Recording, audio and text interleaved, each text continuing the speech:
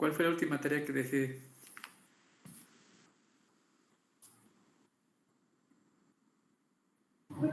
Fue lo de sustancias, doctor. ¿Pero qué dejé de sustancias? El cuadro clínico del síndrome de abstinencia y el de la intoxicación aguda de ciertas sustancias. Ok. Pues vamos a empezar. ¿Quién quiere empezar a platicarme lo que leyó?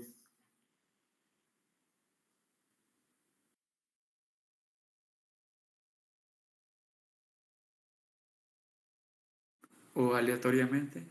Yo, doctor. Ok. Bueno, de la cocaína, yo leí que respecto a su cuadro de intoxicación, la persona podría presentar euforia, aumento de la energía. También podríamos notar una dilatación pupilar, eh, taquicardia, puede tener agitación, sudoración incluso. Y en el síndrome de abstinencia podemos notar, bueno, el paciente nos puede referir una fatiga extrema, depresión, ansiedad, se puede encontrar muy irritable, puede tener un aumento del apetito y puede tener insomnio o problemas para dormir. Ok. ¿Y cómo sería su abstinencia, doctora? ¿Cómo, perdón? ¿Cómo sería la abstinencia de cocaína? Mm, ¿Cómo sería? No entiendo. Porque me dijo el cuadro de intoxicación y ahora cómo sería el cuadro clínico de una abstinencia. Sí, se lo mencioné también, que el paciente puede referir que se encuentra muy irritable, puede referir que siente fatiga extrema, incluso puede referir síntomas de depresión, de ansiedad, y nos puede comentar que tiene problemas o dificultad para dormir, como insomnio. Ok. ¿Quién más? ¿Qué le faltó a su compañera?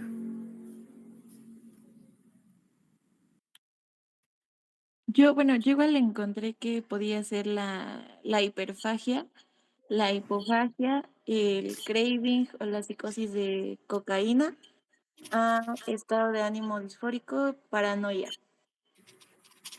Ok. ¿Qué diferencia habría entre una abstinencia, entre una intoxicación de cristal y una intoxicación de cocaína o una intoxicación de anfetaminas?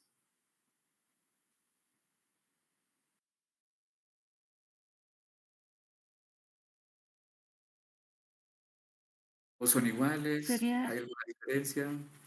Llevan algo de, buenos días, doctor. Llevan algo de similitud.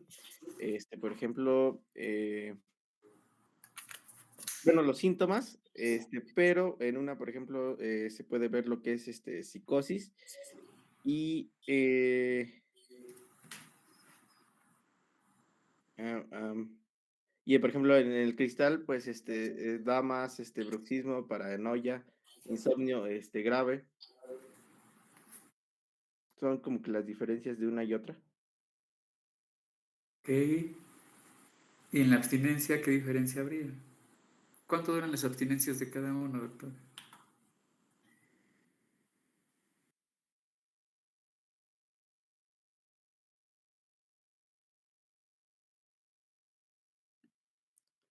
No recuerdo, doc. Ok. ¿Alguien sí lo recuerda?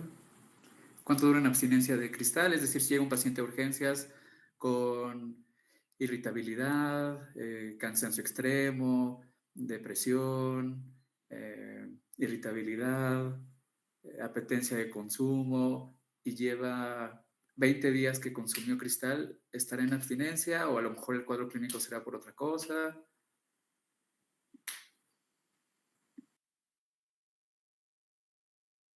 ¿Como hasta cuánto tiempo se considera prudente que esa sintomatología que me hicieron el favor de comentar sea todavía por la ausencia de sustancias? Bueno, había leído que el del cristal, el síndrome de abstinencia podría empezar de 24 a 48 horas después de su último consumo. y que el síndrome de abstinencia se podría prolongar de incluso semanas a meses. Ok, sí. ¿Y de cocaína? De la cocaína es más corto, podría ser de días hasta una semana. Ok. ¿Dianfetaminas, doctora? Mm, Creo que ese es medianamente prolongado, no más que el de cristal, pero un poco más prolongado que el de cocaína. No, no ando inventando datos, doctora. No, Ok, el de anfetaminas no lo sé correctamente. ok. Nabor, Doctor, muy buen día. Yo tengo una duda respecto a los periodos de abstinencia. ¿Ahí intervendría o tendría un factor como predisponente el tiempo que duró con la adicción? por ejemplo, Bueno, recuerdo que la clase pasada usted mencionaba que una vez que hay consumo de sustancias, puede que se sustituya la producción de los neurotransmisores por la ingesta externa, entonces se deja de producir de forma endógena y busca adquirirlos a través de la sustancia. Entonces, no sé si eso tendría que ver con los periodos de abstinencia.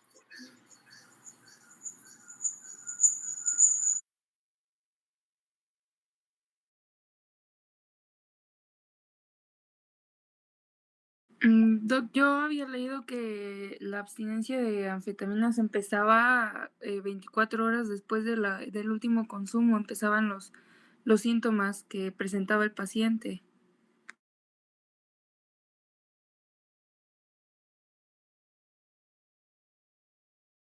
Doc, tiene apagado su micrófono.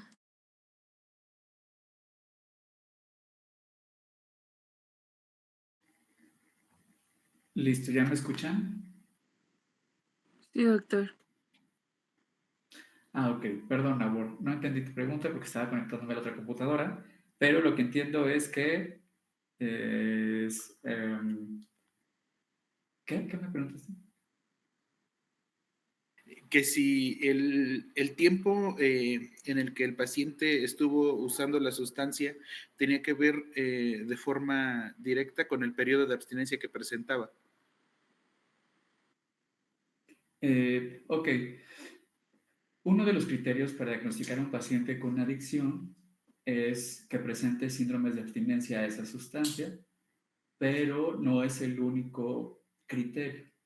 Es decir, si llega un paciente con abstinencia, probablemente requiera tener un consumo crónico de esa sustancia. Es muy difícil que con un primer consumo de cualquiera de las sustancias el paciente genere ante su ausencia un síndrome de abstinencia, porque la explicación del síndrome de abstinencia se da por malestares físicos asociados a la depresión de dopamina en el paciente. Entonces, pero sí nos ha tocado presenciar pacientes que no cumplen los criterios para un trastorno por consumo de sustancias, no es su primer consumo, pero sí llegan a presentar síndrome de abstinencia. La gravedad quizá del síndrome de abstinencia sí tenga que, o esté relacionado con la cronicidad de la adicción del paciente. Entonces, no sé si contesté su pregunta, doctor. Sí, doctor, gracias. Ok. Entonces, bueno, de forma generalizada, los estimulantes funcionan de la misma manera en el cerebro.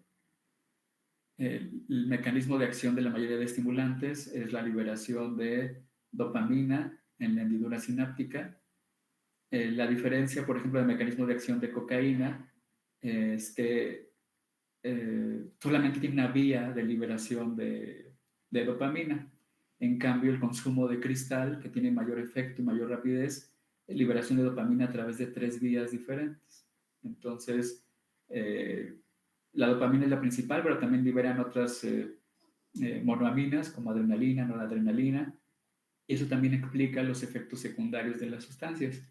Por ejemplo, los efectos cardiovasculares. El consumo de estimulantes es la principal causa de infarto en personas jóvenes y obviamente durante la intoxicación de los síntomas característicos pues son taquicardia, aumento de la presión arterial, dolor precordial, característico en los pacientes que tienen intoxicación. Se va generando tolerancia y hay muchos pacientes que estos síntomas de forma crónica ya no presentan tanto, pero no significa que el daño no se esté realizando, simplemente toleran un poquito más el efecto de los estimulantes. Entonces, al ser un estimulante del sistema nervioso central, los efectos durante la intoxicación van relacionados a eso directamente, ¿no? Si llega al servicio de urgencias un paciente eufórico, contento de forma exagerada, que es como tendiente también a la irritabilidad, se refiere con mucha energía, los familiares refieren como que no ha dormido en tantos días, que hace muchas actividades, por ejemplo, se pone a hacer sus labores a las 2, 3 de la mañana o se baña en la madrugada, está más platicador de lo habitual, está desinhibido, hace conductas que normalmente le cuesta trabajo realizar, puede estar agresivo un poco, se le va el apetito, que no se le antoja nada, que a lo mejor no necesita descansar para hacer sus actividades. Y bueno, se puede acompañar de síntomas físicos como distonías musculares, síntomas cardiovasculares. Pues la sospecha principal es el consumo de cualquiera de los estimulantes, es decir, es muy similar el cuadro clínico de anfetaminas, las tachas, el perico, o el cristal, o la cocaína en polvo, o la piedra, o cocaína en piedra, es muy similar. Los efectos, normalmente la cocaína, por ejemplo, el efecto dura media hora. El efecto eufórico presente en el paciente dura muy poquito, a diferencia del cristal, que dura de 12 horas o un poquito más. Platicamos porque las vías de liberación de dopamina son 3 en vez de 1, por eso dura más el efecto. Y también el cuadro clínico y la abstinencia de cristal es mucho más severo que el de cocaína. En la abstinencia sucede todo lo contrario, ¿no? Es de un paciente que estaba, como lo platicamos, lo describimos hace ratito, llega, los familiares lo refieren como lleva 4 días durmiendo, y cuando se levanta solamente es para comer y come más de lo habitual, está comiendo mucho, tiene mucho antojo de dulces, te dicen los pacientes, y normalmente quizá no los acostumbran, están más ansiosos, inquietos, irritables, pero a la vez tienen como bradilalia, bradipsiquia, piensan lento, hablan lento, se sienten cansados, no tienen ganas de nada, como que abandonan sus actividades y pueden tener acompañamiento de síntomas depresivos, ¿no? Pensamientos suicidas, inclusive es común durante las abstinencias de cristal, ideas de culpa, esta parte de como cruda moral, te dicen los pacientes, ¿no? Como de por qué lo hice, tal situación, ideas de minusvalía, desesperanza, toda esta parte depresiva, y que se asocia directamente al cese abrupto de ese consumo. Eso es importante para hacer el diagnóstico, ¿no? Si está durante el consumo, pues pensaríamos en otra cosa, tal vez está deprimido de forma crónica y no está tan relacionado con la abstinencia de la sustancia. Y también el cuadro clínico tiene que ser durante la intoxicación. Si le llegan a un servicio de urgencias, pues es fácil pedir un examen toxicológico en orina, un antidoping para ver qué sustancia específicamente es la que está consumiendo. La abstinencia, efectivamente, de todos los estimulantes, la que dura más tiempo, alrededor de un mes, es el cristal.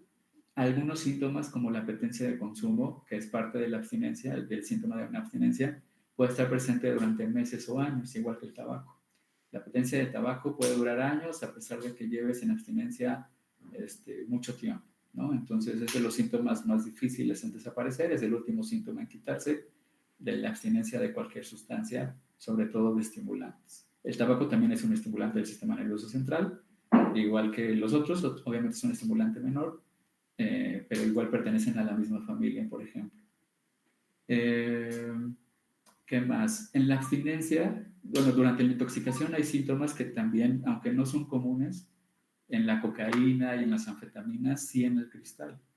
Y esos son síntomas psicóticos. De hecho, lamentablemente, ya como el primer motivo de consulta de los pacientes de adicción al cristal, no es todo lo que platicamos, sino que ya están alucinados, ¿no? Y entonces alucinaciones visuales, auditivas complejas, simples también. Las visuales complejas son más frecuentes en personas con psicosis secundarias, es decir, en intoxicación a sustancias. Si hay alucinaciones visuales simples, pensamos más en un trastorno psicótico primario, esquizofrenia, etc. También algo común en pacientes con intoxicación a alguna sustancia son alucinaciones anestésicas, es decir, corporales, táctiles, y platicamos con una de ellas de la cocaína, es muy conocida, que es como que el paciente siente que le caminan hormiguitas, lo que se llama fórmica.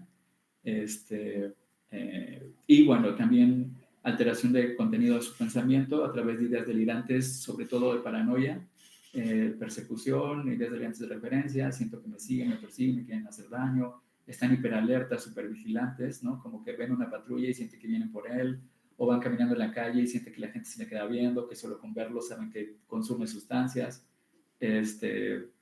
Y bueno, la paranoia puede ser más grande como ya en la casa, con la familia, que siente que lo envenenan, que le quieren hacer daño. Creo que en anexar, sobre todo, están muy paranoides respecto a eso. Y bueno, pueden ser agresivos, ¿no? Y inclusive, pues amenazar de muerte y cosas por el estilo, con esta paranoia tan extrema que llegan a tener, ¿no? Entonces, en el cristal sí está siendo frecuente desde los primeros consumos, quizá con cocaína, con anfetaminas, es menos frecuente, pero también lo pueden encontrar.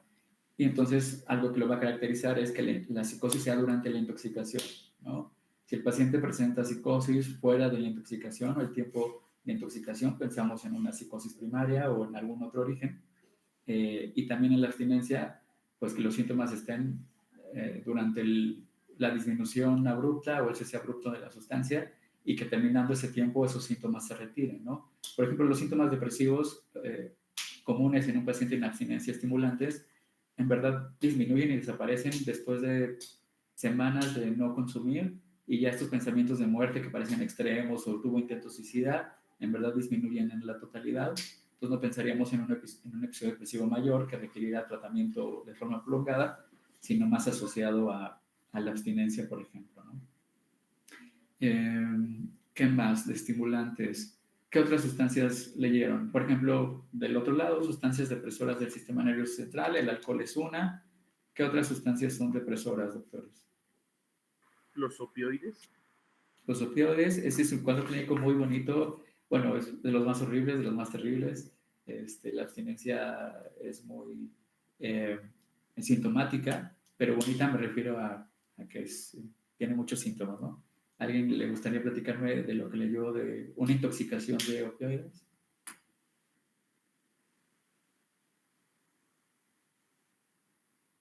Yo, doctor, Ok, Omar, te escucho.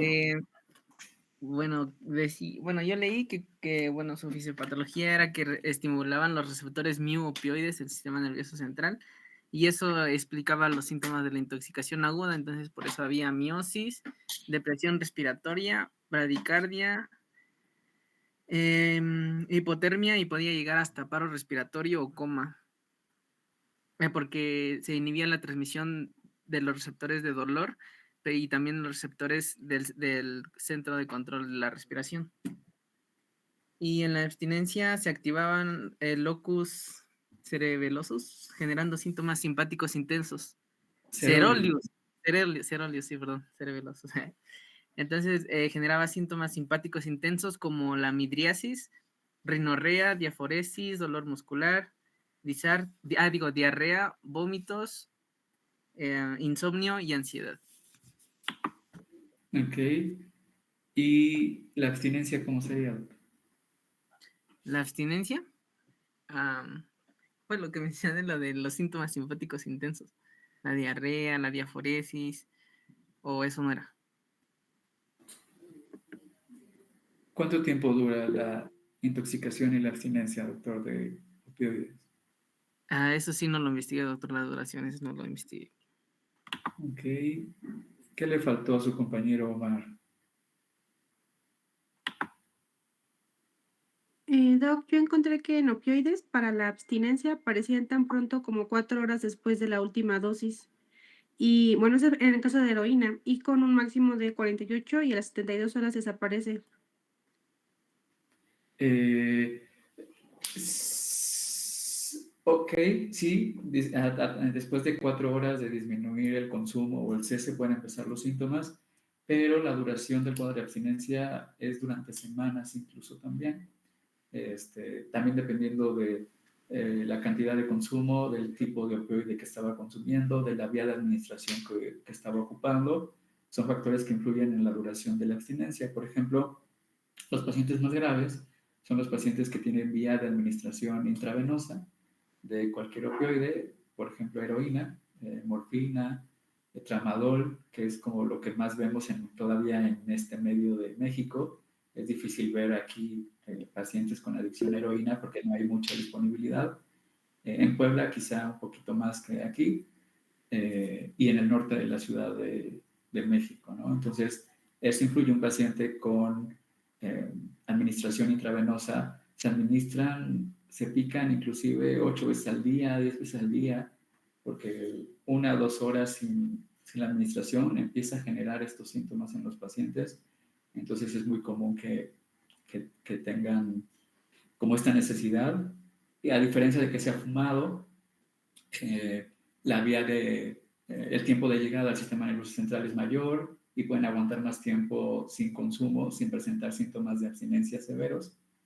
Se requiere hospitalización en los pacientes con abstinencia de opioides porque el riesgo es de crisis convulsivas o paro cardiorrespiratorio, ¿no? Entonces sí es una abstinencia muy, muy severa, muy sintomática en los pacientes, y por eso habría que tenerse cuidado respecto a eso. Bueno, quizá con los estimulantes no vimos como el tratamiento. No tiene ningún antídoto, es decir, cuando un paciente llega en sobredosis de cocaína o una intoxicación severa por cristal, no existe un antídoto. Obviamente solo se da soporte vital. Si está hipertenso, pues bajamos la presión arterial. Si tiene taquicardia, tratamos de bajar su frecuencia cardíaca. Pero no hay como algo que contrarreste, solamente el tiempo de abstinencia ayudará a que el paciente pueda disminuir como estos síntomas físicos. Podemos ayudarle en la abstinencia, a lo mejor si no puede dormir con algún medicamento, pero no algo como directamente para ayudarle. Y respecto a la abstinencia de estimulantes, tampoco hay un medicamento como específico y también se dará algo sintomático. Se le explica siempre a los pacientes que la abstinencia no van a ser productivos, ¿no? Que sí se tiene que dar como esos días en los que va a dormir mucho, en los que se va a sentir muy cansado, porque si se presionan, los pacientes fomentan el deseo de consumir, porque como no pueden regresar a sus actividades cotidianas, justifican el vuelvo a consumir para regresar a la escuela o regresar al trabajo, porque la abstinencia los hace totalmente estar inhábiles, ¿no? Entonces, es importante platicarlo, pues también solamente el tiempo, y se le puede dar medicamento de soporte para ayudar en la abstinencia a estimulantes, a diferencia de la intoxicación con opioides y de la abstinencia con opioides. Doc. ¿Sí? ¿Alguien quería hablar?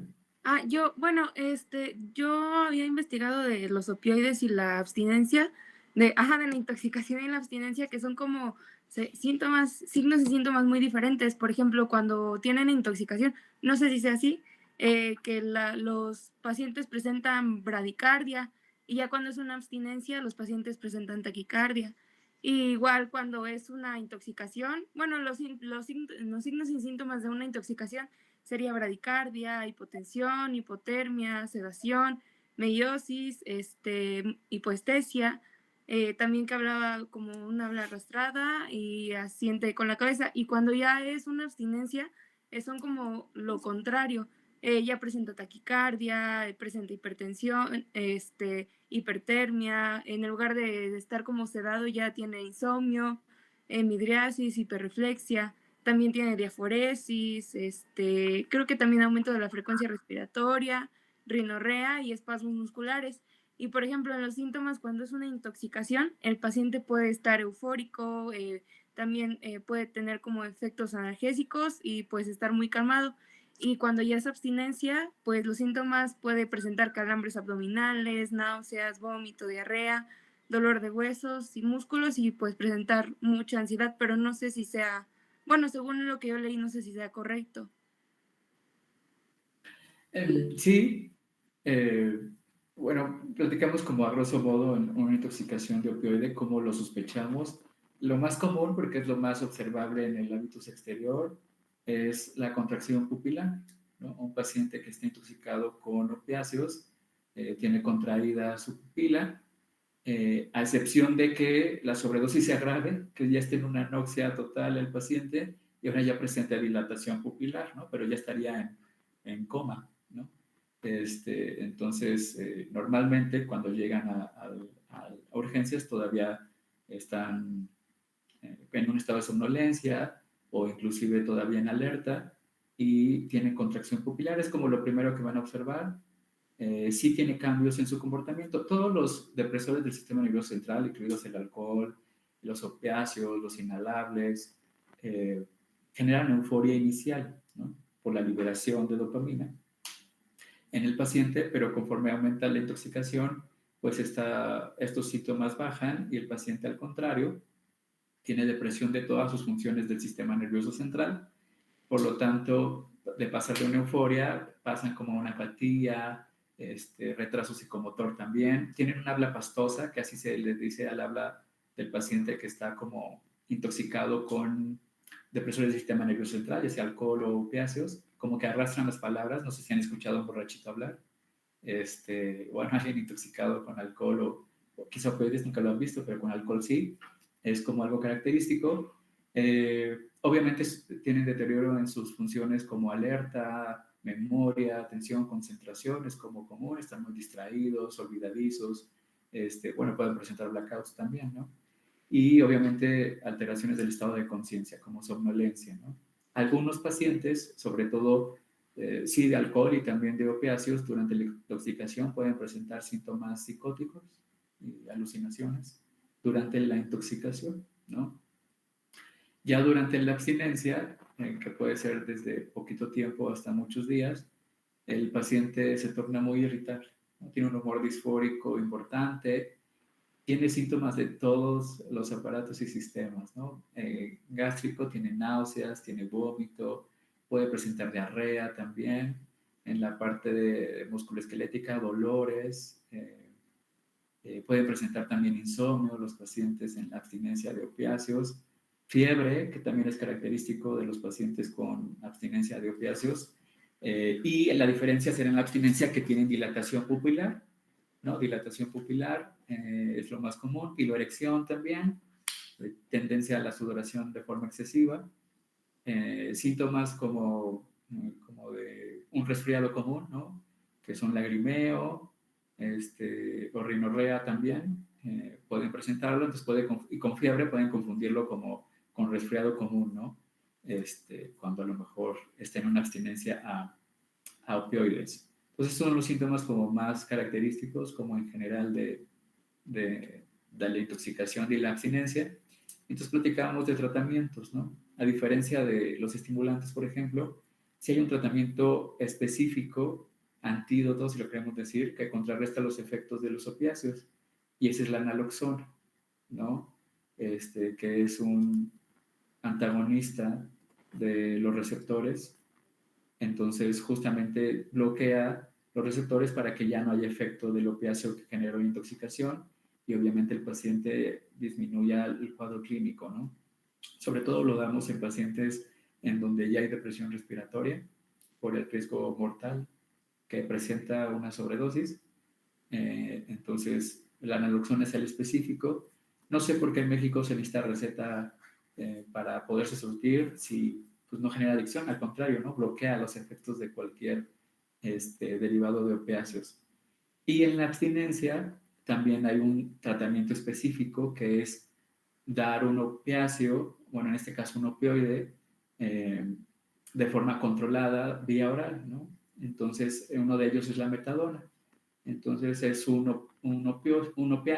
opioide sintético que se da en tabletitas, vienen de 40 miligramos, y lo damos en los pacientes para ir controlando la abstinencia del paciente, que disminuyan estos síntomas.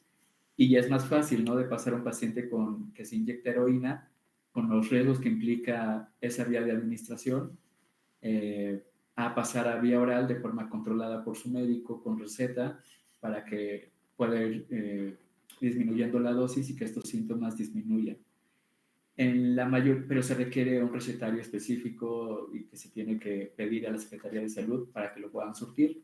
La mayoría de los médicos no tiene ese recetario especial, viene con código de barras y todo como muy controlado. Entonces, el tratamiento de una abstinencia común y corriente en un hospital es exclusivamente sintomática y puede ser desde analgésicos como paracetamol para controlar los dolores musculares, los dolores de estómago. Pueden ser medicamentos como loperamida para los síntomas gastrointestinales, para la diarrea. Podemos dar benzos para la ansiedad o para el insomnio en el paciente, o gabapentina, pregabalina, que también hace un efecto similar a los benzodiazepinas para el insomnio, por ejemplo, para la ansiedad, la irritabilidad. Pudieran ser como damos betabloqueadores, como propanolol, atenolol para los síntomas como taquicardias, piloerección, dilatación pupilar, sudoración excesiva. Podemos acompañarlo de betabloqueadores también. Había uno muy específico que era clonidina, pero ya no hay en México. Hubo en un tiempo, ahorita ya no hay, desconocemos el motivo de por qué ya no hay, pero era muy bueno en general para los síntomas de la abstinencia, ¿no? Entonces, reposo también, y sería como el manejo más o menos que puedan tener. Entonces, en general, para intoxicación y abstinencias, a excepción de alcohol y de opiáceos, lo demás es soporte vital básico, que no se demore el paciente nada más, y dar tiempo a que esa sustancia se vaya eliminando del cuerpo y los síntomas lleguen a desaparecer o disminuyan en su totalidad. ¿Okay? ¿Qué otro leyeron, doctores? Doctor, ¿No tienen duda de esto? una pregunta. ¿Me puede repetir el nombre de las tabletas de 40 miligramos para el síndrome de abstinencia de opioides? Metadona. Ok, gracias. Metadona. Bueno, en Estados Unidos hay buprenorfina en tabletas, pero en dosis altas. La buprenorfina que conseguimos en México es de menos de 1 miligramo, de 0.5, 0.2, y entonces serían consumir muchísimas tabletas para eso. Entonces, mejor, la única que tenemos como disponible en una buena dosis es metadona. En algunos pacientes de forma experimental, como no tenemos buprenorfina en tabletas en una buena presentación, se ha intentado como en parches de buprenorfina, pero es difícil como el control. Algunos doctores, colegas, lo que hacen es como empezar con un parche y después como cortarlo y solo la mitad y luego un cuartito, pero se me hace como muy difícil de controlar la dosis que se libera en el paciente. Entonces, puede ser eso como en general. Pero sí, metadona requiere una receta especial y uno tiene que tramitar y tener el permiso para dar ese tipo de recetas. Lo tienen los anestesiólogos, por ejemplo, es como que ellos los tengan. Los algólogos también lo pueden tener. Toxicólogos también pueden tener ese tipo de recetario para los pacientes. Pero como no lo van a encontrar y también es caro, pues sí, solamente sintomático, doctores. ¿Ok? ¿Qué más? ¿De dudas de opiáceos, de intoxicación y de abstinencia? ¿No? ¿Qué otro leyeron, doctores? ¿Qué otra sustancia? La cafeína, doc. A ver, bueno, es otro estimulante, menor, pero otro estimulante. Díganme lo que leyó, doctora. Pues nos pidió que investigáramos también cuadro clínico y cuadro de abstinencia, y de la cafeína yo encontré que para que haya una intoxicación de esta sustancia debe de exceder más allá de los 250 miligramos. Y en el DSM-5 nos venían síntomas que van a aparecer, decía ahí que durante el consumo o incluso después de que haya el cese del consumo, pero al momento, como podía ser la intranquilidad, nerviosismo, excitación, el insomnio, también venían los espasmos musculares, recuerdo que venían trastornos gastrointestinales, divagaciones de pensamientos y también del habla, e incluso nos decía que los pacientes podían llegar a tener taquicardias o arritmias. y de ahí en fuera, pues agitación psicomotora son los que yo recuerdo. Y pues dentro del cuadro de la abstinencia nos decía que pues tenía que ser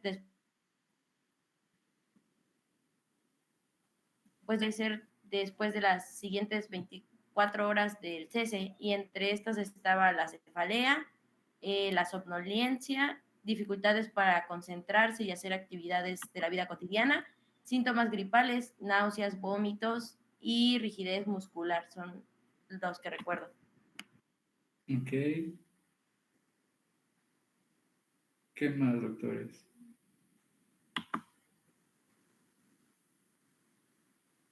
¿Alguien leyó de cannabis? ¿Cómo es alguien intoxicado con marihuana?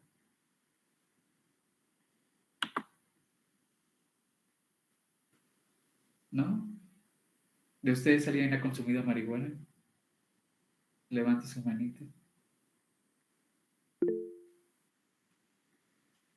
Ok. ¿Y cómo se sienten cuando están intoxicados con cannabis? Cuéntenos A mí desde nada su más me dolió experiencia. la cabeza, doctor. Ok, dolor de cabeza, ¿qué más? Percepción. Se te ¿Qué pierde más? como la percepción de las cosas y el tiempo. Ok, ¿qué más? A mí me dio. Te da mucha hambre. Sientes ¿Le mucha da hambre. hambre? Ok, Estoy feliz. ¿cómo? Ok, ¿qué más, doctores? Sensación de felicidad. Ok, ¿y qué más?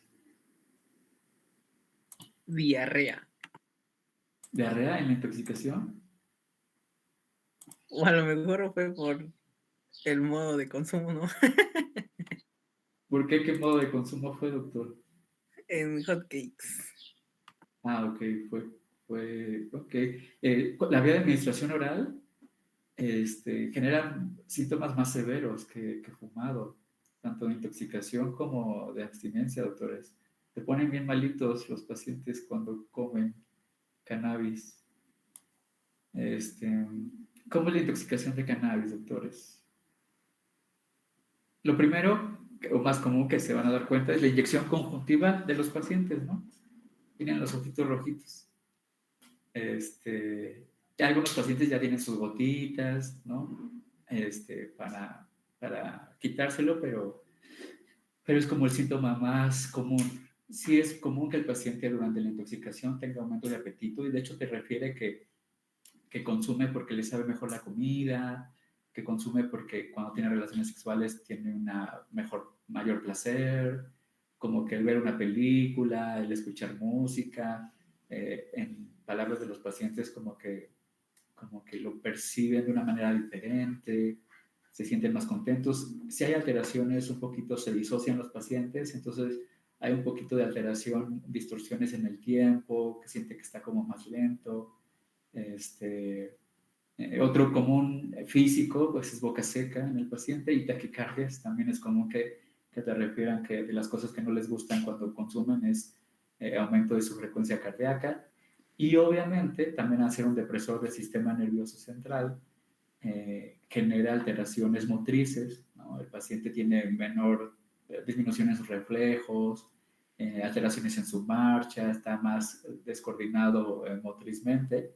Y al igual que cualquier depresor del sistema nervioso central, al principio una cierta euforia y después ya una sensación como de cansancio, sueño, aislamiento. Es algo común que se genera en el paciente con consumo crónico, que empieza consumiendo con sus amigos y después como que empieza a aislarse, consume solo, ya no hace como sus actividades cotidianas. Inclusive este aislamiento también lo puede llevar como a sobrepensar cosas, fantasear sobre respecto al futuro, pero también a su vez le genera procrastinación, ¿no? Como está tan ensimismado en sus pensamientos que tiene 1000 planes, pero que no puede ejecutar ninguno, ¿no? El consumo crónico tiene una consecuencia que se llama síndrome motivacional por marihuana, que da síntomas similares a depresión, pero que no es depresión, y va asociado a eso, ¿no? Procrastinan todo, ya no se bañan, no se arreglan, como que sus actividades las abandonan en este consumo crónico de los pacientes, ¿no? Y obviamente alteraciones del juicio, porque también puede tener alteraciones de la percepción durante la intoxicación, ¿no? Entonces, desde alucinaciones, ilusiones también, y bueno, puede ser desinhibición en su conducta, igual que con el alcohol. Entonces, como lo más característico en un paciente de consumo. La inyección conjuntival se presenta en menos de 2 horas de que el paciente empieza a consumir. Entonces te habla de un consumo agudo, ¿no? Como en ese momento en el paciente que está intoxicado. Y durante la abstinencia, pues son síntomas un poquito diferentes. Puede durar como, sobre todo, bueno, algo que van a leer en la literatura es que la cannabis no genera síntomas de abstinencia. Solamente genera síntomas de abstinencia cuando el consumo es muy pesado. ¿Cómo se define un consumo pesado? Cuando es diario, durante muchos meses consecutivos, en una dosis importante, ¿no? Y estos síntomas de abstinencia se presentan a la semana de dejar o suspender el consumo crónico, continuado, en gran cantidad que presentaban los pacientes. Un consumidor habitual de cannabis o de forma esporádica no va a presentar síntomas de abstinencia o síndrome de abstinencia, ¿ok, doctores? Entonces, si alguien lo presenta es porque su consumo estuvo cañón, en cantidad, tiempo y en dosis, ¿no? Entonces, ¿cómo está un paciente cuando lleva más de una semana sin consumir cannabis? Irritable, es lo más común. Irritable, agresivo, sí, a diferencia de otras sustancias, pueden estar más agresivos. Están muy nerviosos, muy ansiosos, y lo pueden manifestar físicamente con pensamientos o también emocionalmente con pensamientos, físicamente, inquietud psicomotriz, incapacidad para estar sentado mucho tiempo. Pueden tener insomnio y pesadillas, también es común en un paciente que está en abstinencia de cannabis, que refiere a pesadillas y aparte no poder dormir, porque muchos pacientes también te refieren que el consumo de cannabis lo justificaban porque les ayudaba a dormir, ¿no? Un paciente que no podía dormir, entonces echaban su churrito antes y que con eso dormían como muy bien, ¿no? A diferencia de la intoxicación que aumenta su apetito, aquí se les va el hambre totalmente y pueden perder peso también los pacientes. Y sí genera un estado de ánimo depresivo también, ¿no? Sentirse decaídos, desanimados. En la parte física es común en la abstinencia de cannabis, dolor abdominal, espasmos musculares, temblor, sudoración excesiva, cambios de temperatura corporal, dolores de cabeza y en algunos pacientes, en la abstinencia grave, puede haber fiebre también en los pacientes, ¿no? Entonces, pero no es tan habitual. Lo más común es irritabilidad, ansiedad, pesadillas, pérdida de apetito, es como lo más común en los pacientes. Igual en una intoxicación de cannabis, pues no hay un antídoto, solamente esperar que pase el tiempo para que el paciente pueda eliminar el cannabis de su cuerpo y estos síntomas disminuyan y que se podamos ayudar sintomáticamente a algo. Si está alucinado, por ejemplo, a lo mejor sí requiere dosis en esos días de antipsicótico, pero pasando ese tiempo se lo retiramos, ¿no? No es un paciente que requiera antipsicóticos por mucho tiempo, a excepción que tenga comorbilidad con otra cosa, ¿no? Y también en la abstinencia, pues no hay un medicamento específico, únicamente dejar que pase tiempo y sintomáticamente a lo mejor para ayudarle a dormir, un analgésico, pero nada más, ¿no? En esa parte farmacológicamente no hay algo más que ofrecerle al paciente. ¿Qué más? ¿Qué otra sustancia le dieron, doctores? Bueno, ¿dudas con cannabis? ¿No? Ok. ¿Qué otra? Ya vimos alcohol, ya vimos cannabis, ya vimos opiáceos, ya vimos estimulantes general. Alucinógenos, doctores. ¿Alguien leyó alucinógenos? ¿No? Ayahuasca, salvia, MDMA, DMT, PCP, benciclidina, hongos. ¿No? ¿Nadie? una alma de ustedes caritativa que nos hable de alucinógenos.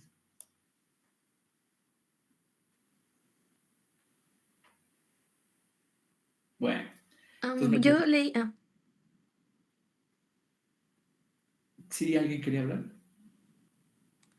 bueno, ya, sobre un poco sobre el LSD, que mencionaba que su inicio, después de que se consume, es de 30 a 60 minutos, con una duración máxima de 8 a 12 horas. Y pues empieza todo con alucinaciones visuales, tienen alteraciones del juicio y de la percepción de la realidad.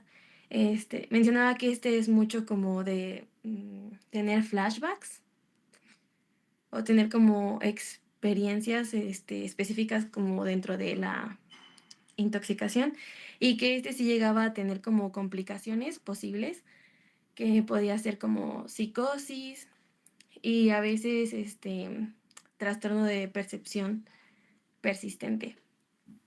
Y dentro de su abstinencia, mencionaba que los alucinógenos clásicos no generaban una abstinencia fisiológica significativa, como pues los opiáceos, el alcohol o los otros estimulantes. Y pues sus síntomas, pues ya como dijimos, que casi no tiene.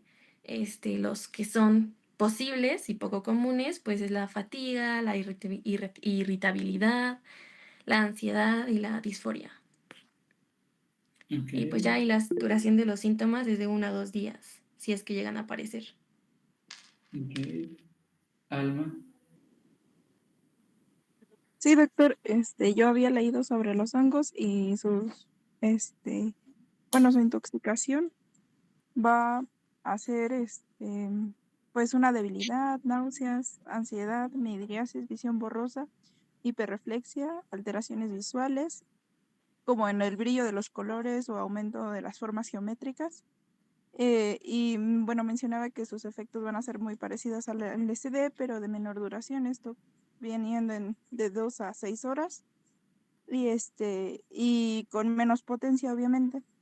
Y ya para del síndrome de abstinencia de los hongos, se dice que no presenta tanto un síndrome de abstinencia porque aunque su consumo sea esporádico, la euforia no es constante y se trata más de un efecto como secundario y poco frecuente. Y pues no tiene una sintomatología específica de abstinencia. Ok. Bueno, ¿cómo es un poquito el cuadro clínico de alguien que está intoxicado con alucinógenos? Es muy similar a casi todos. Normalmente, la vía de administración sí es oral, a la hora, o es lo que duran los síntomas de intoxicación, y si se fuma o se esnifa o de forma intravenosa, pues es como minutos lo que dura como el efecto de los alucinógenos. Algo que caracteriza es cambios en el comportamiento del paciente, y uno de ellos se define como belicosidad. Belicosidad suena bélico, ¿no? Y es como alguien agresivo, que le gusta como entrar en comportamiento o peleas. El paciente puede tornarse impulsivo, ¿no? Como con un juicio alterado y hacer cosas sin medir como consecuencias o planeación de las actividades que hace. Puede presentar agitación psicomotriz, está como muy inquieto, combativo inclusive. Y en la exploración puede tener nistagmo, tanto vertical como horizontal. Alteraciones cardiovasculares como hipertensión también puede presentar, taquicardia. Y tienen disminución en la respuesta al dolor. Ellos lo refieren como que están entumecidos, como que sienten, pues se tiene una parestesia, no el paciente, entonces también lo pueden presentar y también por eso pueden hacer como cosas peligrosas y no sienten como ese dolor cuando lo realizan.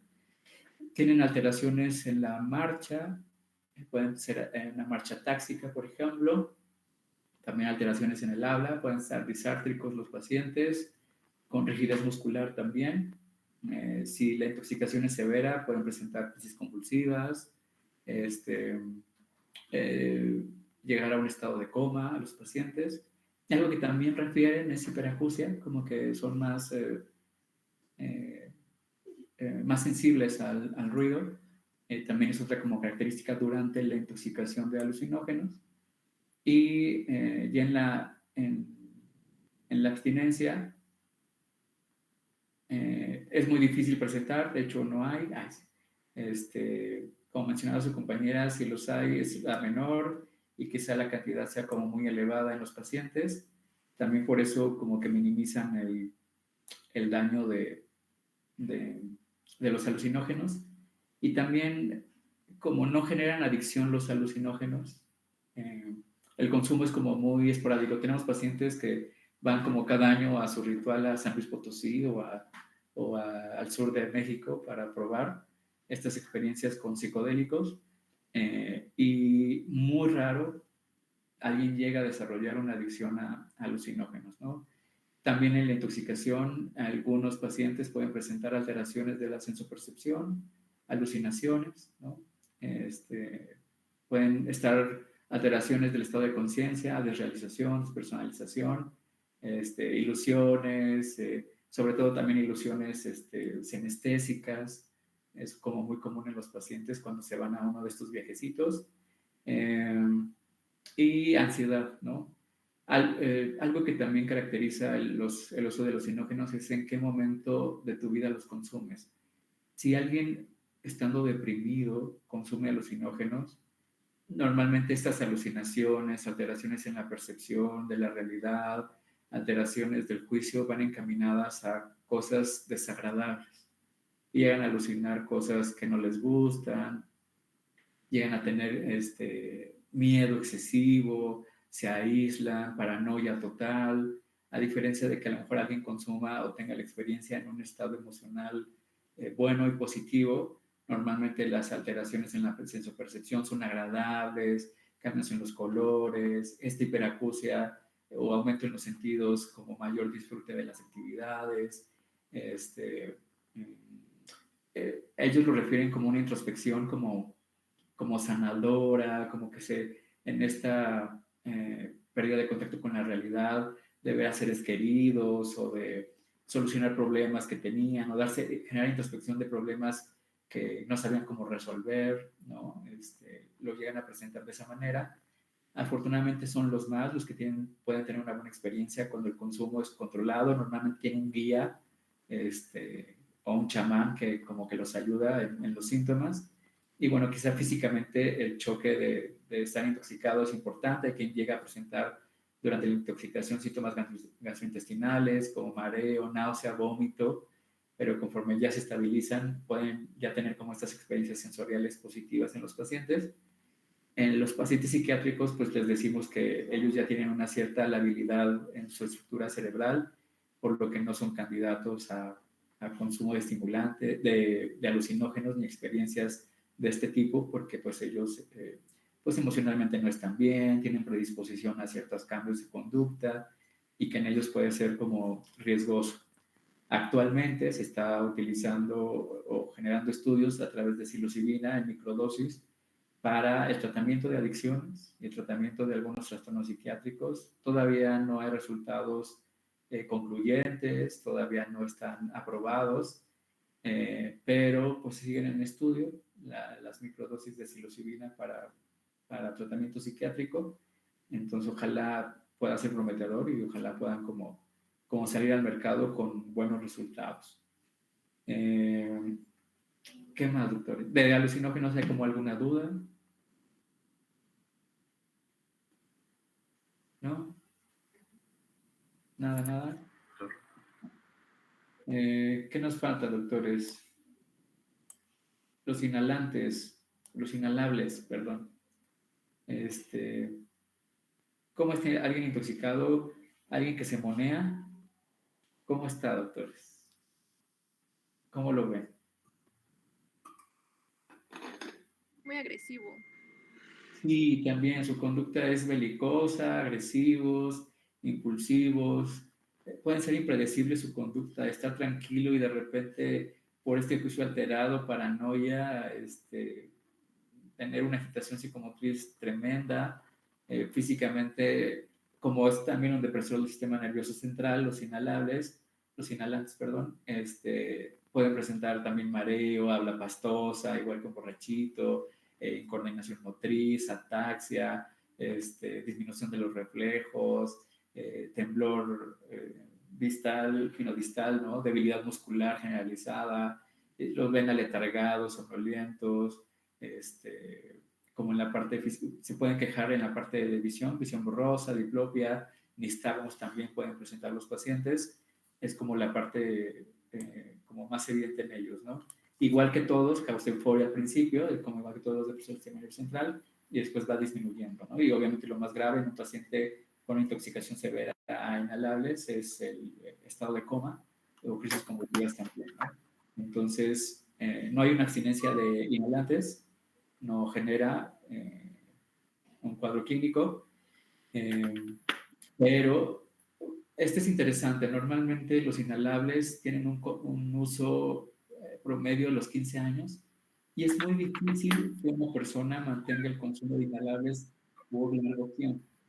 Uno, porque no tiene potencial adictivo tan severo, y dos, porque nadie aguanta, ningún cerebro aguanta consumo de inhalables de forma prolongada, ¿no? Imagínense las membranas del sistema nervioso central, todos los componentes, consumir algo que causa daño neurológico directo, ¿no? Por eso es muy común que el deterioro cognitivo de los pacientes con inhalables es muy severo, ¿no?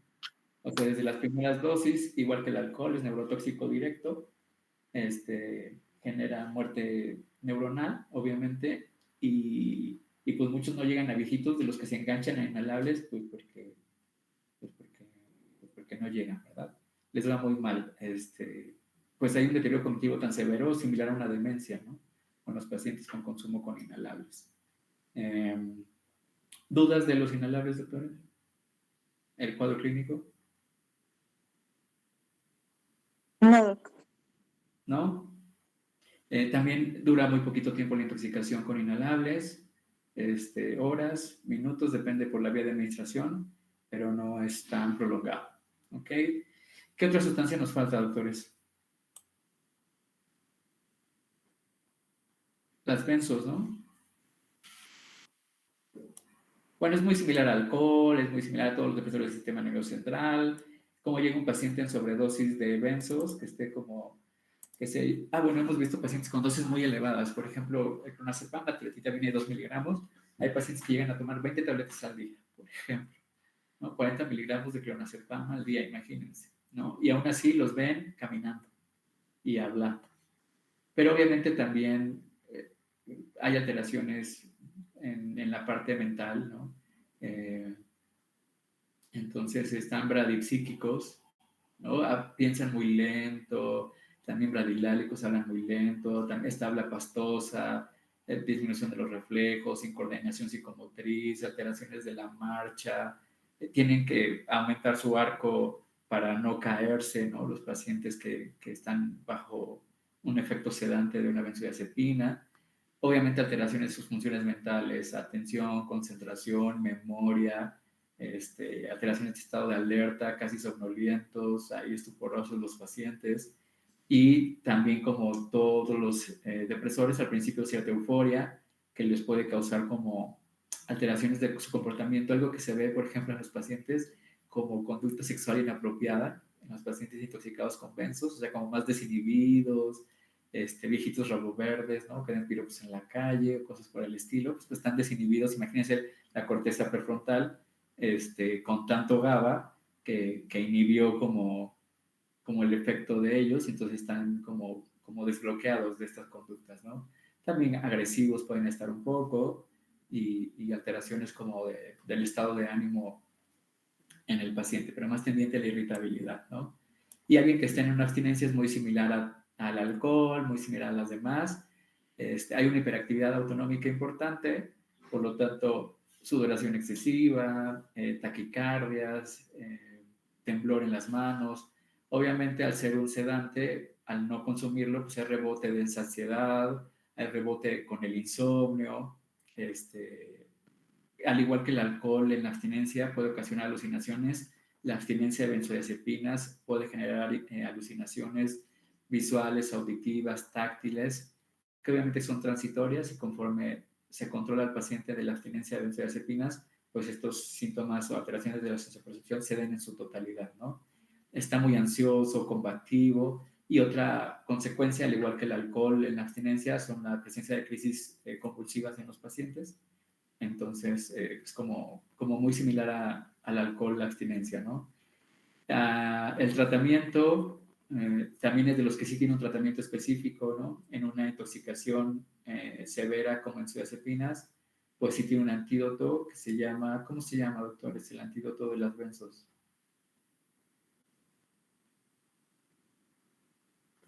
¿No? ¿Nadie? Plumacenil. Entonces, en un paciente con intoxicación severa es el medicamento que se llega a ocupar para revertir la dosis de benzodiazepinas, es decir, bloquea los receptores, se une a ellos para que las benzos no se puedan unir y no generen mayor efecto en el paciente. Y en la abstinencia, al igual que el alcohol, pues se trata con benzodiazepinas de forma intravenosa, con reducción gradual, para cuando se vaya de alta, no se vaya con benzodiazepina, y podamos tener otras alternativas en el tratamiento, ¿no? Entonces, también es de los pocos que sí tiene un antídoto que revierte totalmente los síntomas de las benzodiazepinas. Y en la abstinencia, pues, dar una benzo controlada por un médico intravenoso con dosis reducción. Igual el tratamiento, igual la hospitalización tiene que ser después de más de 3 días para evitar, igual al tercer día, mayor riesgo de crisis convulsivas, mayor riesgo de delirio, asociado a la abstinencia de benzodiazepinas. Dejamos en los pacientes a veces un neuroprotector como valproato semisódico. Por ejemplo, va a ser común que encuentren en un paciente hospitalizado por abstinencia, para evitar crisis convulsivas, la administración en conjunto, no solo de benzos, sino de a lo mejor un ácido valproico o valproato para prevenir crisis convulsivas, y que cuando se egresa el paciente se retire el medicamento, no lo requieren como por largo tiempo. Si es un paciente que sí ha presentado crisis convulsivas en más de una ocasión por sus síndromes de abstinencia o llegan a ser recurrentes, sí les podemos dejar un valproato para prevención de crisis convulsivas a largo plazo, ¿no? Porque el riesgo de una abstinencia, crisis convulsivas, y que puede haber pues un daño neuronal importante, en algunos pacientes sí requieren el uso de anticonvulsivos, ya no se llaman así, ya no se les dice así, se les dicen antiepilépticos, ¿no? Para prevención a largo plazo. ¿Qué más? ¿Dudas de benzos, doctores? ¿Cómo les llegaría a alguien intoxicado con benzos? ¿No? Toco una duda. Para el síndrome de abstinencia mencionó que eran benzos de forma intravenosa. ¿Cuál sería como la benzodiazepina de elección para el síndrome? El diazepam, bueno, de hecho intravenoso en México ya hay muy poquitos, creo que solamente el lorazepam y diazepam, y de todos pues conviene más el diazepam porque su vida media es más larga, entonces ayuda más con la protección de los síntomas del paciente. Intravenoso es lo más ideal porque la absorción es menos errática de forma intramuscular, pero inclusive si no tienes vía intravenosa todavía y te está convulsionando, aunque sea intramuscular, se absorbe más o menos el 40% de diazepam de forma intramuscular, pero 40% es mejor que nada. Entonces, bueno, lo ideal es intravenoso. Si no tienes la vía intramuscular, se absorbe erráticamente, solo el 40%, pero es mejor que nada. ¿Sale? Y ya no tenemos como más opciones. Teníamos clorodiazepóxido, lorazepam de pilo, pero ya no hay. Entonces, se reduce a esas dos. Y bueno, platicando en un paciente patópata, por ejemplo, pues mejor daríamos lorazepam, ¿no? En lugar de diazepam. Ok, gracias, doctor. Ok. ¿Alguien más?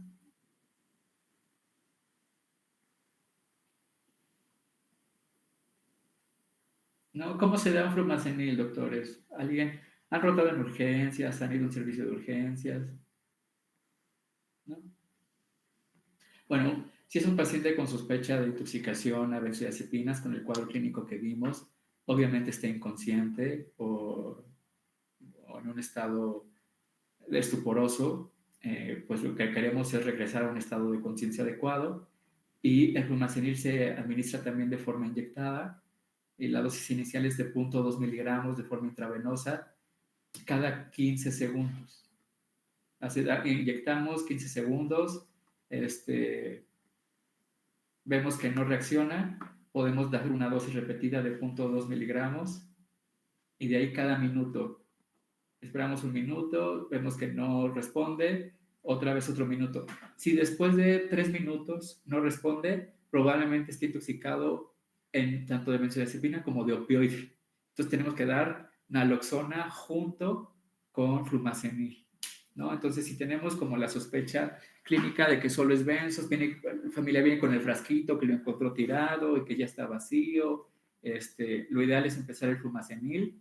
Entonces, 0.2 miligramos intravenoso durante 15 segundos, esperamos, ¿no? Repetimos dosis, ¿no? Esperamos un minuto, repetimos dosis y después de 3 dosis, ¿no? Hay que sospechar que la depresión no solo es por benzos, la depresión respiratoria ni depresión del sistema nervioso, sino también es por opioides y damos naloxona también al paciente para revivirlo, ¿verdad? Como va a ser difícil inmediatamente tener un examen toxicológico, más vale darlo que no darlo.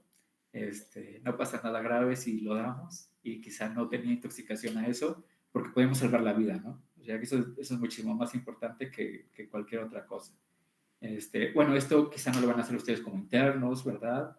Sí se tiene que tener una expertise y sí se tiene que tener un temple para poder manejar este tipo de pacientes en la administración, pero bueno, ustedes saberlo, conocerlo, sugerirlo, por si ven que su médico como que anda dando vueltas de qué hacer con ese pacientito. Entonces, hacer eso. ¿Ok, doctores? Sí, doctor. Sí. ¿Qué más? ¿Qué más? ¿Nos falta alguna sustancia? ¿No? Ok. Entonces vamos a... Y antes de eso, ¿qué estábamos viendo? ¿En qué nos quedamos de adicciones, doctores? Antes de llegar como a intoxicación y abstinencias.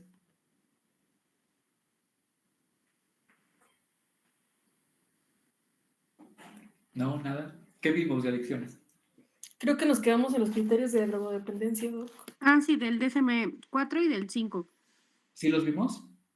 Vimos Sí, que había doc. cambiado, que antes era, bueno, de lo que es leve, moderado y grave, y que antes era de abuso y de dependencia. Ok.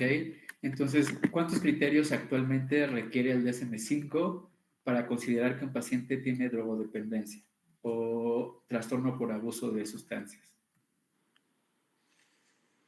¿Más de un criterio? Más de un criterio, no.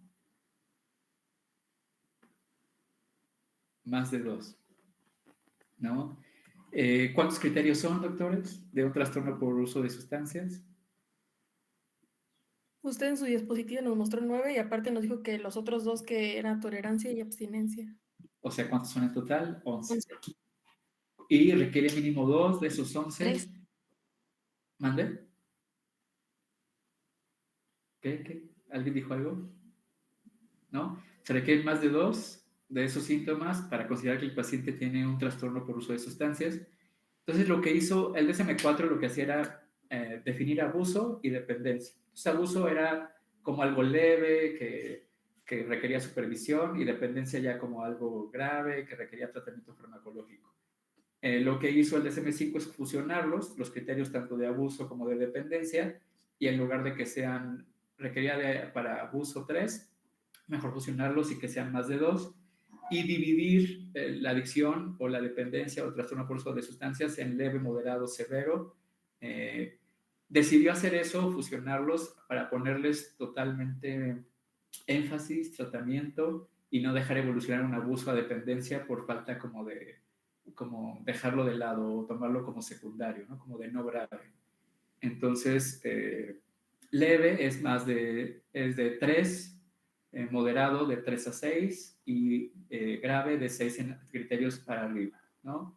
Y también lo divide en remisión inicial, que es 3 meses sin consumo, y remisión total, 12 meses sin consumo, ¿no? Entonces, un paciente que ya lleva en tratamiento y se ha mantenido 12 meses en abstinencia, decimos que está remitido en su totalidad el trastorno por consumo de alcohol, trastorno por uso de cocaína, y si lleva solamente 3 meses sin consumo, lo nombramos como que está en remisión inicial de su adicción o de su trastorno por consumo de sustancias. Entonces, si tiene más de 6 criterios, es un trastorno por consumo grave, de 3 a 6 moderado y 2 leve. ¿Qué más? ¿Dudas con los criterios, doctores? Son los mismos para todos, son los mismos, son criterios para alcohol, para cocaína, para cannabis, para benzodiazepinas, son los mismos criterios para cada sustancia. ¿Dudas con los criterios, doctores? ¿Saben, los entienden? ¿Saben cómo aplicarlos? ¿Cómo interrogarlos?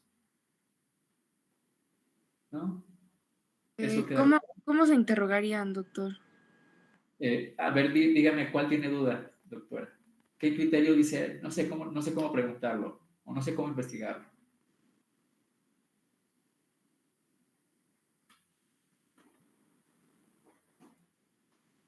Están fáciles, ¿no? O sea, cosas que preguntarías es ¿qué cantidad consume?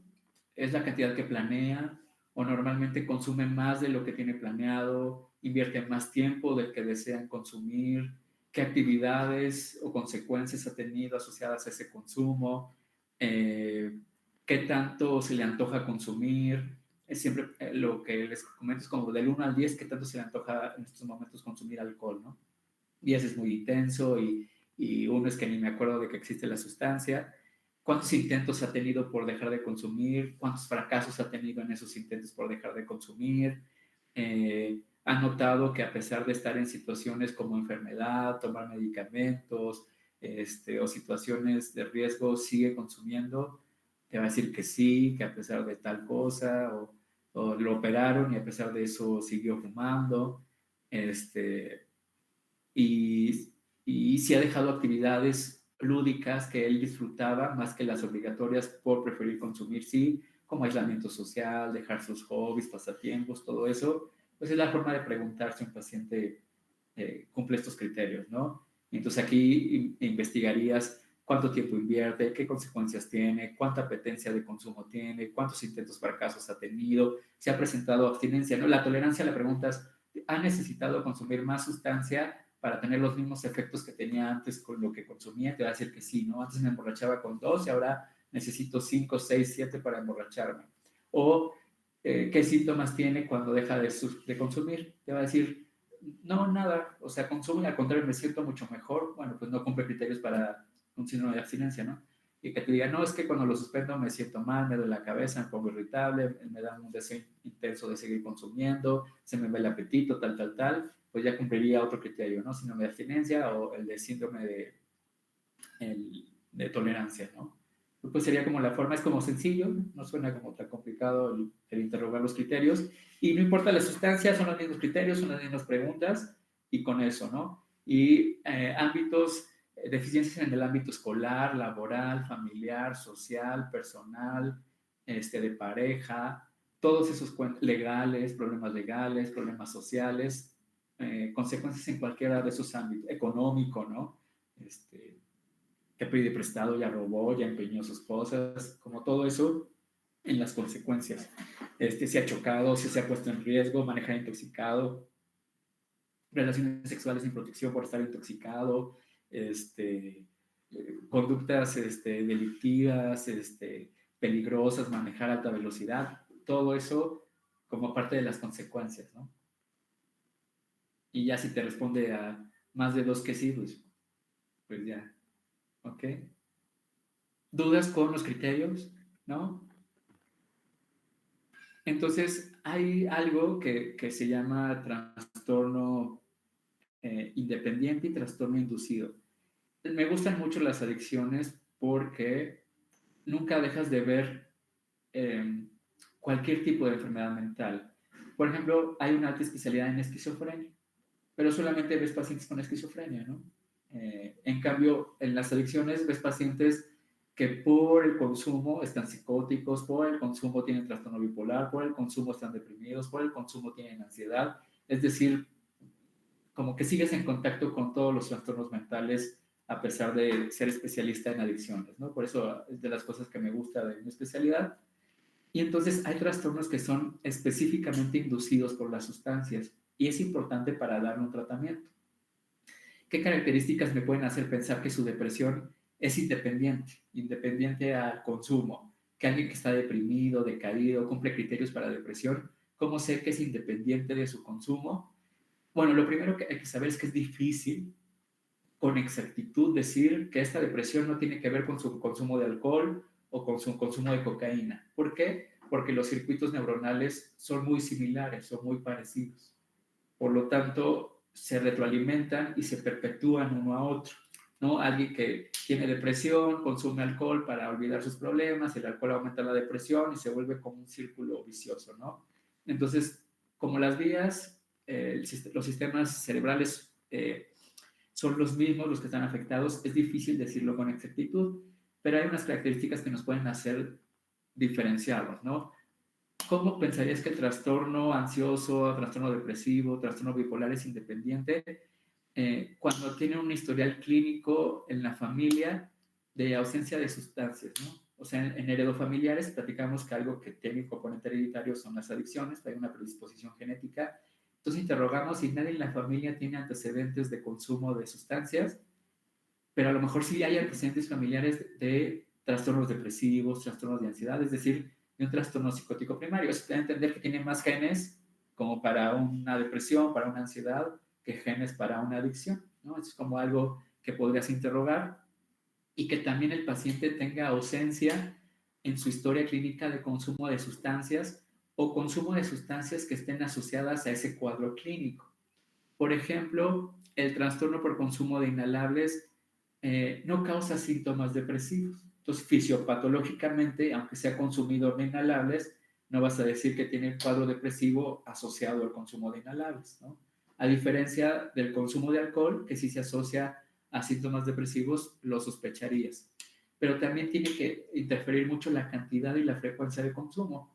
Una persona consumidora de cannabis esporádicamente, como una vez al mes, no justifica la presencia grave de síntomas depresivos, ¿no? Entonces, aunque sí consuma, aunque fisiopatológicamente la cannabis sí pueda ocasionar síntomas depresivos, por cantidad y frecuencia de consumo, no justificaría, por ejemplo, ¿no? Entonces pensarías que es más un trastorno independiente que un trastorno inducido por la sustancia.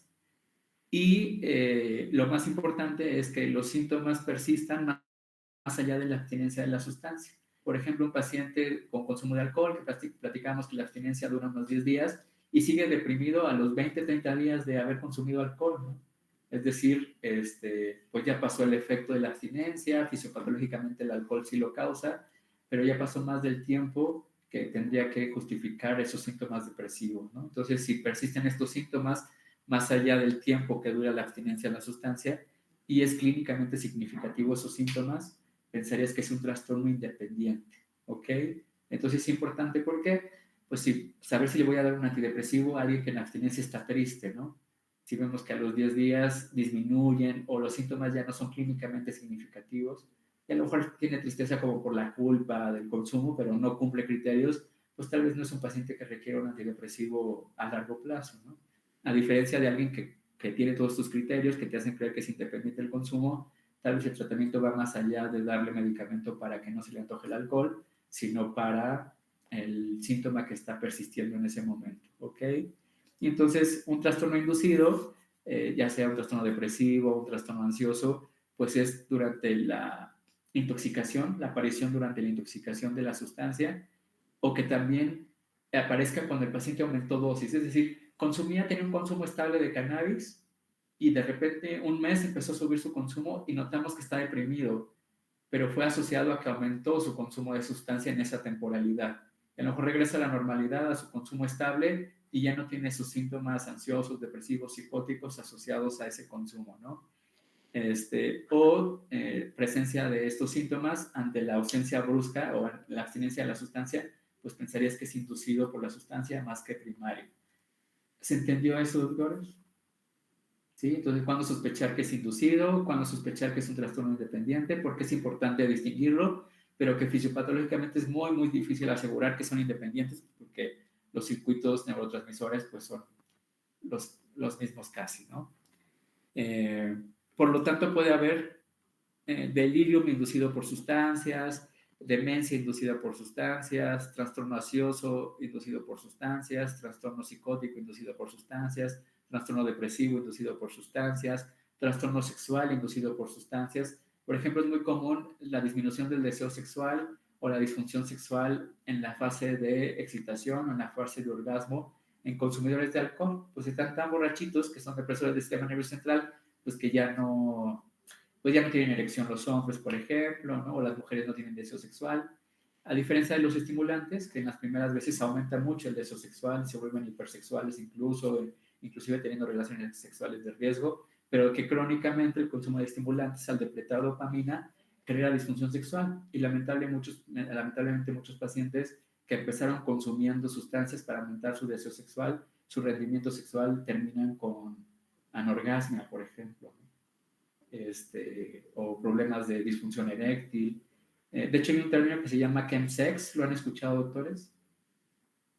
¿No? Que se escribe como chemsex, pero se pronuncia chemsex, que es el consumo de sustancias asociados a rituales sexuales. Entonces hay sustancias que se ocupan para favorecer relaciones sexuales multitudinarias, dilatación del músculo liso para rendir más, vasodilatación para aumento de las erecciones, y entre esas sustancias que se ocupan en el chemsex pueden ser los poppers, no sé si los han escuchado. ¿Sí? ¿Quién nos ha ocupado? Levante la mano. Entonces, pues son nitrito de amilo, que son vasodilatadores. Entonces, como generan vasodilatación en el esfínter anal, pues hay más relajación y hay menos dolor, por ejemplo, en una penetración anal, tanto de hombres como mujeres, ¿no? Independientemente de la orientación sexual. También la vasodilatación en los vasos sanguíneos del pene, pues también aumenta como el flujo sanguíneo y puede aumentar la erección. Genera también mayor placer o mayor satisfacción durante el acto sexual. El GHB, ¿no lo han escuchado? El ácido gamma-aminobutírico, que es muy similar actúa muy similar que el alcohol, por ejemplo, en esos receptores, igual genera vasodilatación, favorece mayor placer, ese es en gotitas, pero igual tiene riesgo de una sobredosis y también depresión respiratoria, entonces ahí un susto se puede llevar. O el cristal, lamentablemente me ha tocado ver doctores especialistas que han ocupado el cristal con esa función, y una queja triste para ellos es que ya no tienen placer sexual, o ya no tienen erección, o ya no tienen orgasmo, tienen eyaculación retardada, y todo empezó por eso, ¿no? Para generar o disfrutar algo que es normal y que todas las personas tienen derecho, y que lamentablemente pues no leen las letras chiquitas, y que el consumo crónico de cristal genera una disfunción sexual que ya no se revierte, doctores, ¿no? Entonces, pues es importante. Entonces también hay trastorno sexual inducido por sustancias. Bueno, todo salió por eso, ¿verdad? Trastorno sexual inducido por sustancias. Trastornos del sueño inducidos por sustancias, ¿no? El alcohol causa mucho insomnio, el consumo de estimulantes causa mucho insomnio, el consumo de cannabis causa insomnio, entonces también como importante entenderlo. Y hay algo que se llama trastorno perceptivo persistente inducido por alucinógenos. Lamentablemente, sí existen pacientes que con un solo consumo de alucinógenos, LSD, ayahuasca, quedan con síntomas psicóticos de por vida, ¿no? Entonces es como un volado. Siempre les digo que si quieren ir a hacer un ritual o probar como cositas, pues piensen mucho, háganse su historia clínica, ¿verdad? Si tienen predisposición genética, enfermedades mentales, adicciones, ustedes también, pues que no es lo más adecuado, están muy sensibles y su cerebro puede quedarse en ese viajecito. No sé si hayan escuchado, ¿no? Que una persona se quedó en el viaje y fue un ritual de ayahuasca o fue un ritual de esto, pues sí se ocurre. Obviamente el tratamiento es antipsicóticos y tenemos que, se pueden controlar, ¿no? Los pacientes, pero imagínense tomar antipsicótico de por vida porque quisiste irte una experiencia de DMT, por ejemplo, ¿no? Como, qué horror. Bueno, yo diría, ¿no? Yo lo pensaría así. Y también llega a existir, y sí existe. Y, por ejemplo, también hay que creerle al paciente, ¿no? Que te diga, estoy bien psicótico y solamente consume una vez, pues sí puede ser, lamentablemente, ¿no? Me ha tocado también médicos que han hecho como una experiencia así y quedó más que como alucinaciones, como paranoia, ¿no? Se sienten perseguidos, en peligro, con mucho miedo. es común que eso pase. Entonces, eh, ¿qué más? En el CIE-11, en la Clasificación Internacional de Enfermedades, en su onceava edición, ellos ya catalogaron o tipificaron un consumo de episodio único, pero de uso perjudicial o explosivo. Es decir, ellos en el CIE-11 ya catalogan un paciente que consumió, aunque sea una sola vez, pero que trajo consecuencias graves. Por ejemplo, alguien que se intoxicó severamente con alcohol y ocasionó un accidente, un choque, ya el CIE-10 refiere que ya necesita atención, quizá no farmacológica, pero sí psicológica, orientación, psicoeducación, para ya tomarlo en cuenta, ¿no? Como desde que una primera vez pasó algo grave, o una sobredosis también en su primera vez de cocaína y terminó en el hospital con preinfarto, también ya el CIE-11 lo clasifica así, para atención médica, ¿no? En el DSM-5 todavía no, requiere como más de un año de consumo. Bueno, eso es importante, ¿no? Para los 3 criterios, bueno, 2 o más criterios, tienen que ser por una temporalidad de 12 meses para considerarlo un trastorno por consumo de sustancias, ¿ok? Entonces, cualquiera de los 11 que sumen 2, pero que tengan más de un año con esos síntomas, ¿ok? Para considerarlo como adicción. Eso se me olvidó decirles. ¿Qué más? ¿Qué más? Neurobiología, al igual que todas las trastornos mentales, no hay algo específico. Obviamente factores de riesgo en el alcohol sí se han encontrado, como maltrato infantil, pobreza, problemas en educación o pobre acceso a la educación, pobre acceso a la salud, pertenecer a un grupo minorista que genere discriminación, presenciar violencia familiar o vivir violencia familiar como factores de riesgo para adicciones que modifican tu epigenética, ¿no? ¿Saben qué es la epigenética, doctores? ¿Qué diferencia hay con genética y epigenética? Laura dice que sí. A ver, Laura. Pues es cuando nuestros genes se pueden ver afectados por factores ambientales. En este caso, pues dice usted, es la situación o el entorno. Pues eso es algo que puede influir en la modificación de nuestros genes, aunque ya lo tengamos escrito así, por así decirlo. Exactamente. Entonces, te pueden heredar genes tus papás, pero son como un switch que si vives experiencias se prenden o se apagan. Y entonces vivir estas experiencias que puse como ejemplo en alguien con predisposición genética, pues hacemos que ese switch se suba, ¿no? Y se prendan y generen modificaciones genéticas, o sea, predisposición se vea hacia lo positivo, ¿no? A diferencia de factores de protección o de resistencia, como obviamente educación de alta calidad, cubrir tus necesidades básicas como vivienda, atención médica, tener vínculos sociales importantes, tener una buena crianza, pues hacen que estos predisposición genética, pues el switch no se encienda y obviamente el riesgo de desarrollar una adicción sea muy bajo, ¿no? Entonces, aunque no son determinantes ni específicos ni exclusivos, sí se ha visto que influyen en la epigenética de los pacientes. Y hablamos de estas condiciones porque son de cronicidad, ¿no? O sea, alguien que vive maltrato infantil, pues es durante muchos años, que presencia violencia, discriminación, o familias disfuncionales, da tiempo y oportunidad a la señalización genética a través de ARN mensajeros, de modificación de esos genes y el encendido de esos genes para la predisposición de una enfermedad mental, ¿no? Hablando de alcohol o de cualquier otra situación, ¿no? Porque obviamente estos cambios requieren mucho tiempo, ¿no? Desde la señalización para la formación de proteínas, células que favorezcan todo esto, ¿ok? Entonces, y bueno, también influye como esta parte conductual, educacional, en el ambiente en el que crezcas, porque también en eso se forma tu personalidad, ¿no? También dependiendo de tu capacidad de resiliencia, de tu personalidad, de tus mecanismos de defensa propios, pues también pueden favorecer o influir en el desarrollo de una adicción. Entonces, ¿cuál es la neurobiología de las adicciones, doctores? ¿Alguien la sabe? ¿Alguien la ha leído? O no sé si la platiqué en la consulta pasada, la verdad que no me acuerdo. La clase pasada, no me acuerdo. ¿No? ¿Qué es lo que está afectado en un paciente con adicciones? ¿Por qué se da? ¿Qué zonas están afectadas?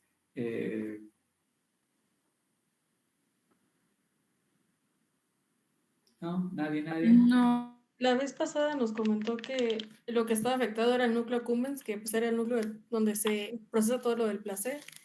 Y también a su vez estaba afectado el hipotálamo, porque pues eso es lo que nos hace como que perder el control de impulsos. Y pues ya lo que nos había comentado de la feedback negativo y todo eso. Ok, bueno, entonces sí platicamos un poquito, creo, ¿no? Pero bueno, como resumiéndolo de forma muy rápida, porque nos queda poco tiempo, el placer es una función innata que solo se da en cosas que tenemos que repetir porque son una necesidad para sobrevivir, como comer, dormir, etc. ¿Y qué sustancia hace sentir placer que se libera cuando hacemos estas actividades? La dopamina. Entonces, la dopamina es el centro de placer, el núcleo accumbens es donde más dopamina se libera, por lo tanto es nuestro centro cerebral del placer. Cuando hacemos una actividad que libera dopamina, se fija en nuestro hipocampo como memoria de recordar, mira, haciendo esta actividad se siente bonito, y genera reforzadores positivos, como sentir cosas bonitas al hacer esta actividad, que favorece el que lo vuelvas a hacer y manda señalización a la corteza prefrontal para ejecutar la planeación de cómo conseguirlo y cómo obtenerlo, ¿no? Es decir, cuando alguien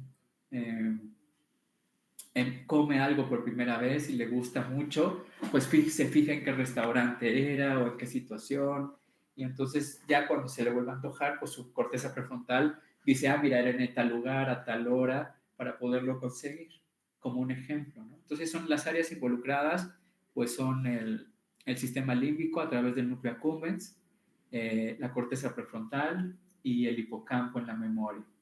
Entonces, normalmente se está liberando dopamina en estas situaciones y hay un neurofeedback positivo y negativo normal, ¿no? Cuando hay bajo, hay una regulación, y cuando hay alto, también hay un neurofeedback negativo, ¿no?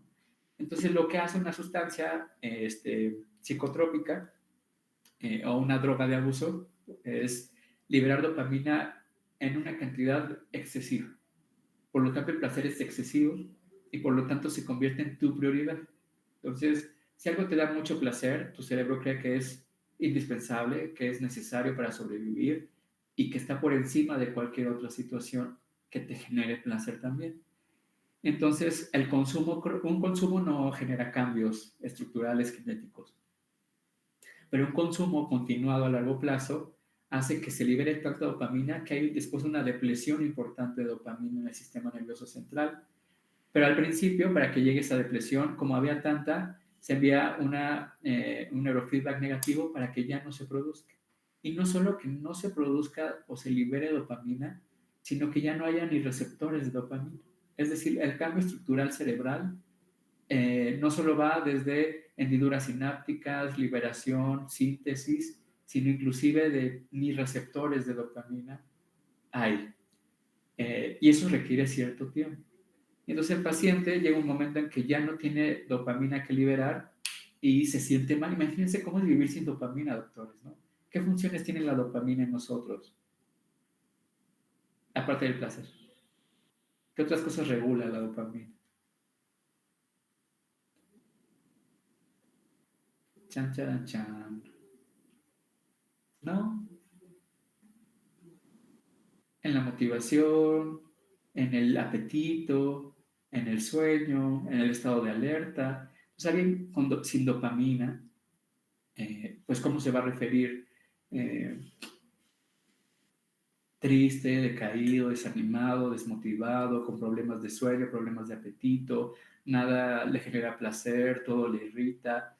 Es decir, se sienten muy mal físicamente y entonces por eso genera el fenómeno de tolerancia. Empiezan a subir la dosis de su consumo para otra vez sentir un poquito de placer, pero llega un punto en el que el consumo ya no es suficiente. ¿Por qué?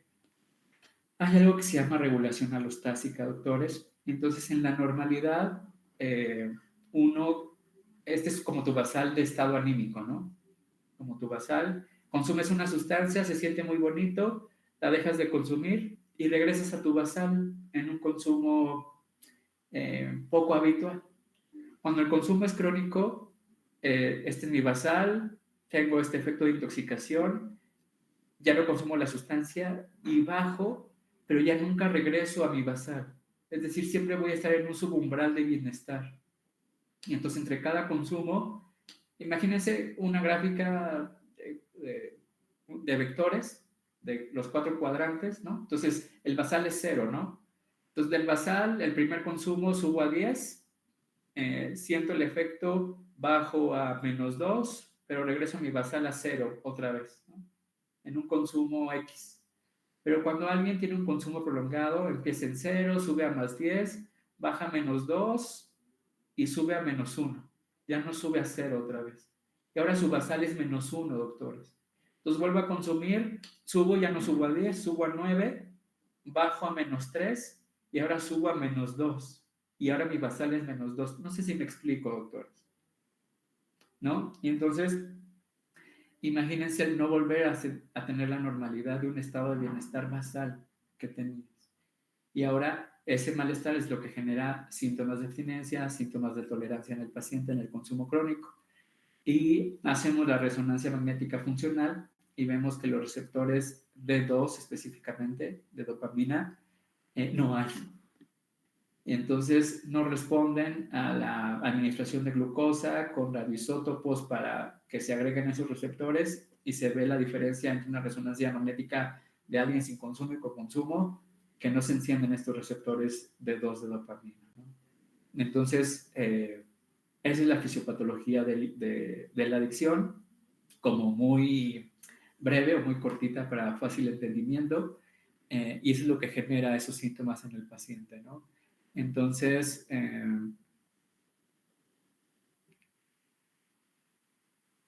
ok. Hay herramientas que pueden ocupar para tamizaje, ¿no? Que es como el ASSIST con doble S, que es que lo hizo la Organización Mundial de la Salud. Es para alcohol, tabaco y otras sustancias. Y son 9 preguntitas que son fáciles no es autoaplicado, ustedes se lo tienen que aplicar al paciente para determinar el consumo en 3 meses. En los últimos 3 meses son las preguntas y generan un puntaje cada sustancia para saber si requiere como atención médica de alguna de esas sustancias, ¿ok? Entonces es fácil de hacer. Si me recuerdan, se los mando para que lo puedan leer o puedan checar y en su práctica cotidiana puedan aplicar ese inventario a los pacientes que sospechen de un consumo, ¿no? Hay uno que se llama CAGE, que es de 4 preguntitas, que está como muy fácil, que también me escriben y se los mando. Las preguntas son: ¿alguna vez ha tenido la sensación de que debería beber o consumir menos? Y es sí o no. ¿Alguna vez le ha molestado que la gente critique su manera de consumir? Sí, no. ¿Alguna vez ha sentido usted culpable en relación a su manera de consumir? Sí, no. ¿Y alguna vez ha tomado o consumido sustancias al levantarse para tranquilizarse, quitarse las molestias tras haber consumido el día anterior? Sí, no, ¿no? Entonces, dependiendo de sus sís, es como algo orientativo de qué hacer con ellos, ¿no? Entonces, pueden ser como útiles para ustedes. ¿Qué más? Tratamiento. Con que los diagnostiquen, lo canalicen oportunamente, sería lo mejor que puedan hacer. El tratamiento es de los más complicados, son de los pacientes psiquiátricos más difíciles, tienen más comorbilidades, hay más recaídas, se necesita una tolerancia y la frustración muy grande para poder tratar este tipo de pacientes.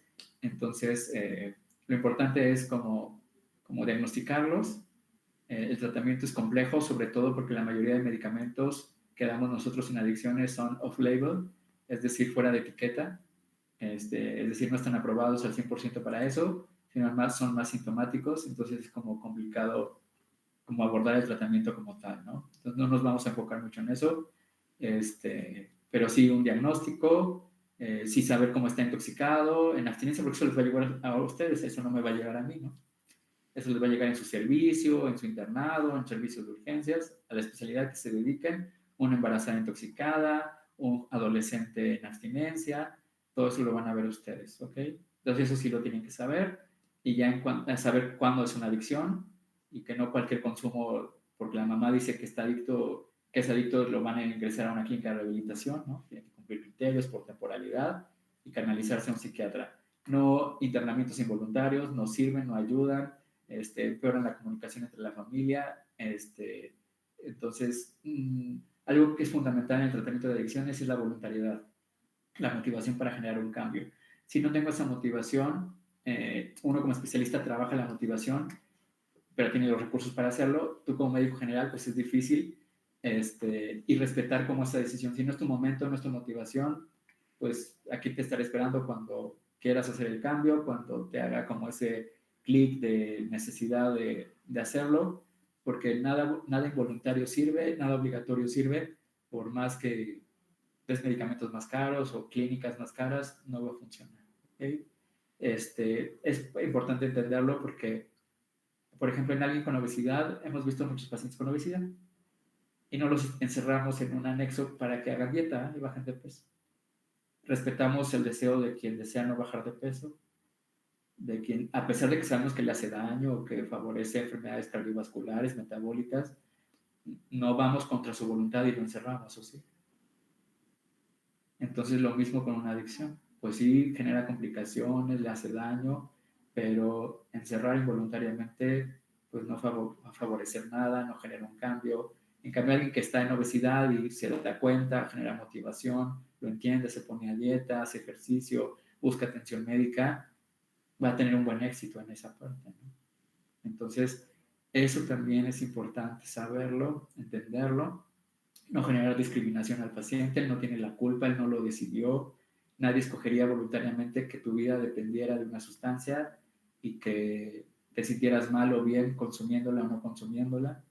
Son pacientes enfermos también que requieren tu atención y si te llegan a un servicio de urgencias, lo tienes que tratar como cualquier paciente, haciendo de lado tus preceptos, tu moralidad, lo que tú consideras que es correcto. Eso a ti no te toca, tú no eres juez ni quien para tener un estatus moral por encima de cualquier persona. Entonces, si llega por abstinencia al alcohol, lo tratas por abstinencia al alcohol como un cuadro clínico adecuado, tratamiento adecuado. Si te llega en abstinencia, en intoxicación, a lo que sea, ese es tu deber atenderlo.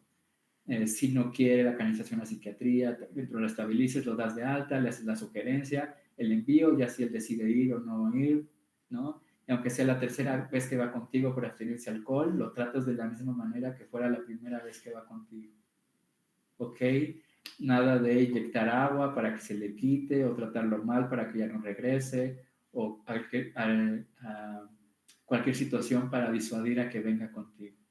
Eso va contra los derechos humanos, doctores, y contra el precepto del que ustedes están estudiando, ¿ok? Eso es lo más importante. Con que se lleven eso, aunque no sepan la fisiopatología ni todo lo demás, es un avance que muchos médicos no tienen para el paciente con adicción, ¿ok? No tienen consideración, no tienen absolutamente nada para ellos. Entonces, eso es importante también. ¿Qué más? ¿Dudas respecto a adicciones? ¿No? ¿Todo entendido? ¿Todo claro? ¿Ya saben diagnosticarlo? Juan Manuel. Creo que me puede repetir cómo eran las primeras 9 preguntas de tamizaje. ¿Mandé, doctor? Creo que me puede repetir, por favor, cómo se llamaba el primer sistema de tamizaje que nos mencionó. Se llama ASSIST, con doble S. ASSITS. Ok, gracias. De nada, Juan Manuel. ¿Alguien más? ¿Dudas, preguntas? ¿No? Entonces, ¿cuándo es el examen, doctores? ¿Qué dice su sílabus? Me parece que en 2 semanas, pero reviso la información. Del 12 al 16. Del 12 al 16, charros. ¿No les ha dicho nada a la contadora de cuándo se les abre el sistema para que yo califique el primer parcial? Aún no. No, Doc, aún no. Me han preguntado, ¿verdad, malvadas? No, sí, yo sí he ido. Ya preguntamos, Y ¿no? la conta dice que aún no le dan fecha. Ah, bueno, ahí me avisan cuándo esté abierto, porque si no, si se me pasa, ni modo, ¿eh? Van a reprobar todos. Ay, no. El tema que sigue, ¿qué temas ya hemos visto, doctores, en este segundo parcial? Adicciones, ¿qué más? Estrés agudo. Estrés agudo. Estrés postraumático. Trastorno de adaptación. Adaptación. ¿Qué más?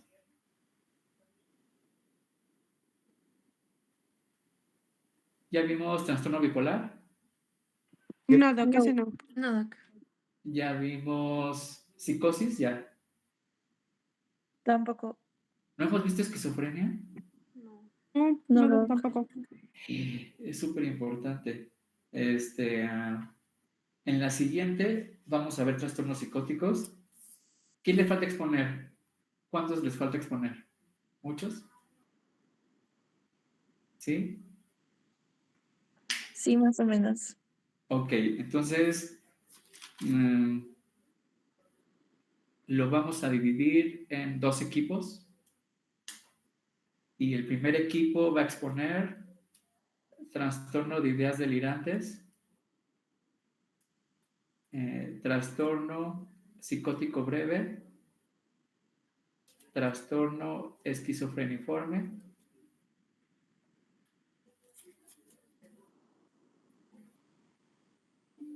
trastorno psicótico secundario a enfermedad médica y secundario a medicamentos o sustancias.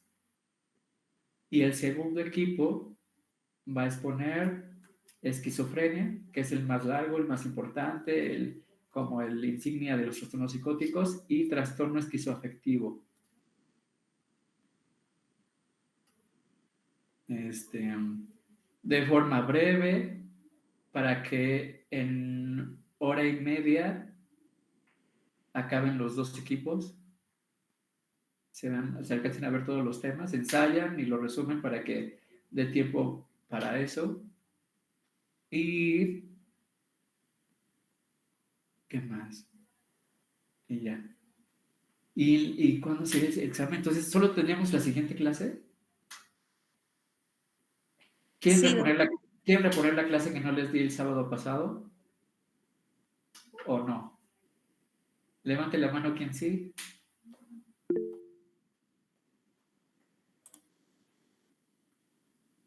$12, 15, 16, 18, 20. Si es más de la mitad, sí. Sí, ya fue más de la mitad. ¿Qué día? Porque va a ser difícil ponernos de acuerdo, pero ¿qué día podríamos reponer la siguiente semana la clase, doctores? Yo puedo... Reviso los horarios con la otra jefa de grupo y le mandamos mensaje ahorita, doctor. No, pero les doy mis horarios míos, ¿verdad? Porque se tendrán que acoplar a los míos. Sí, por favor. Podría el martes a las 7 de la noche. Podría el miércoles en lugar de la práctica. El jueves en la mañana también, antes de las 3 de la tarde.